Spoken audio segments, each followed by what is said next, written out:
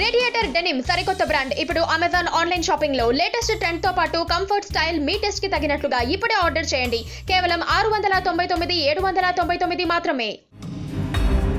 Ram Gopal Varma Twitter నుంచి అయితే వెళ్ళిపోయాడు, కానీ కాంట్రవర్సీస్ కి కేర్ ఆఫ్ అడ్రస్ నుంచి వర్మ వెళ్ళలేదు. రీసెంట్ గా వర్మ చేసిన ఘాటు వ్యాఖ్యలతో ట్రబుల్స్ లో పడినట్లు తెలుస్తోంది.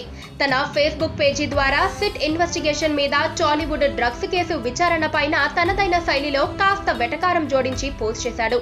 ఆ పోస్ట్ కి అటు సిట్ అధికారులు, ఎక్సైజ్ కమిషనర్ కూడా ఘాటుగానే స్పందించారు.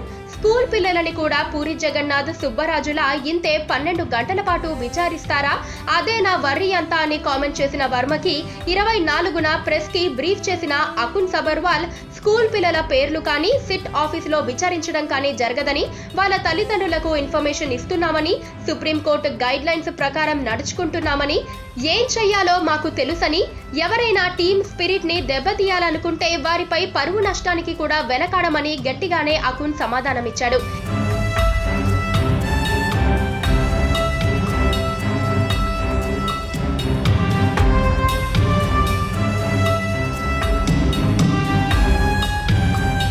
ఇక దీనిపై వర్మ మరోసారి టీవీ ఛానల్ కి వచ్చి తన అపాలజైజ్ ని అటు ఎక్సైజ్ డిపార్ట్మెంట్ కి, అకున్ సబర్వాల్ కి తెలిపాడు.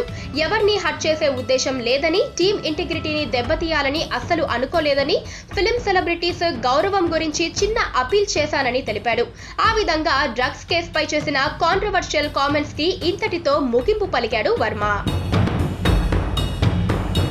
పక్కనే ఒక గంట సింబల్ కనిపిస్తుంది కదా, దాన్ని నొక్కారనుకోండి, మేం చేసే వీడియో అప్డేట్స్, నోటిఫికేషన్స్ అన్నిటితో మీ డివైస్ లో వాలిపోతాం.